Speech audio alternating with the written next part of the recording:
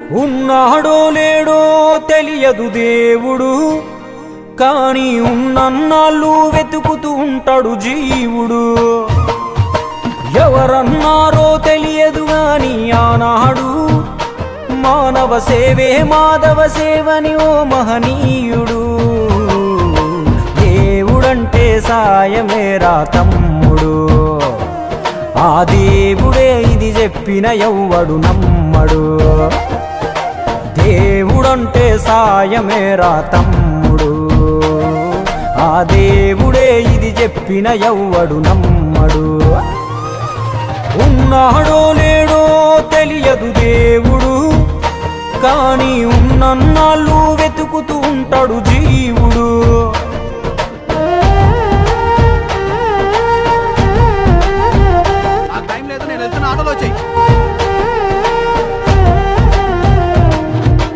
అయాలదొడిగిన అంగీలాగే రాదుర పిలగా నీతో అనుకోకుండా నువ్వోతే, ఆయాసమెందుకు ఐసా పైసా అంటూ ఓ అనుమంతో నువ్వు మార్చగలవ తల రాతే.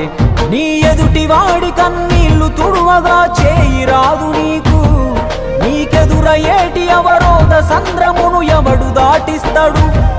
నీ కళ్ళ ముందు జరిగేటి ఘోరమును ఆపతెగువలేదు, నీ వాళ్ళు కూడా స్థానములుంటే ఆడ ఎవడు రాడు.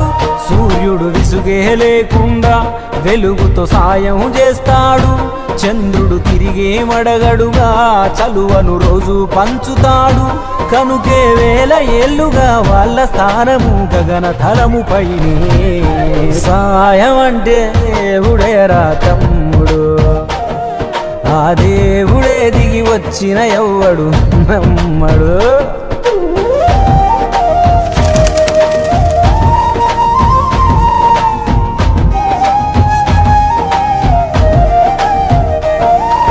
పిడికెడు కడుపుకు సాలద నీకు ఎందుకు ఆస్తులాశ, మూడో తరముల దాకా వరస నువ్వు శ్రమించి గట్టిన నీ ఇంట్లోనే ఉంచరు గోడకు ఫోటో, గుర్తుండదు నీ పేరేంటో. సాయం అంటే పైసలే కాదు, సంపదతో పనే లేదు, అవసరానికో మంచి మాట ముందేది సాటి రాదు. ఎనగేసుకున్న ఆస్తి పైన నీ పేరే ఉండదెప్పుడు, నువ్వు చేసుకున్న పుణ్యాల ఫలమే నీదయ్యా ఎల్లప్పుడు. నీకు ఎరుకే లేకున్నా మళ్ళీ కలవని వాళ్ళైనా, ఆపదలో నా మనిషుంటే దాపుగా నిలవాలిర కన్నా. మళ్ళీ తిరిగి తిరిగి అది నిన్ను చేరుతది ఏదో రూపానా, ఇంకేదో రూపానా. సార్ న్యాయంగానే కొన్నాను సార్.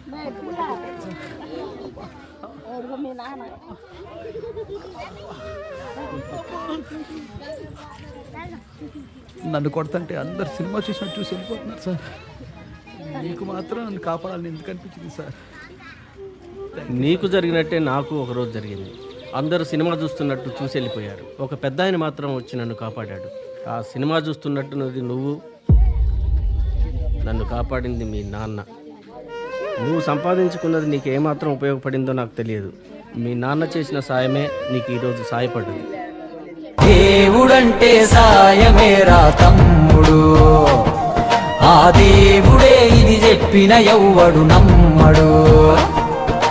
దేవుడంటే సాయమేరా తమ్ముడు, ఆ దేవుడే ఇది చెప్పిన ఎవ్వడు నమ్మడు. చెట్టు సాయం చేస్తుంది వాయువునిచ్చి, మట్టి సాయం చేస్తుంది జీవనమిచ్చి, నీరు సాయం చేస్తుంది దాహం తీర్చి, నిప్పు సాయం చేస్తుంది ఆకలి తీర్చి, నింగి కూడా సాయం చేస్తుంది గొడుగై కాచి. పంచభూతాలన్నిటికీ పంచే గుణమే ఉంది, మరి మనిషికి కొంచెం కూడా లేకుంటే ఎట్లా? ఎదుటి వాళ్లకు చేసే సాయం మన ఇంటి గూటిలో పెంచుకునే పక్షి లెక్క, మనం ఎటగిరేసినా తిరిగి మళ్ళా మన ఇంటికే వస్తుంది. అందులోనూ మన దేశంలో ఏ పన్నులు పర్మిషన్లు అక్కర్లేని సుఖమైన పని సాయం ఒక్కటే.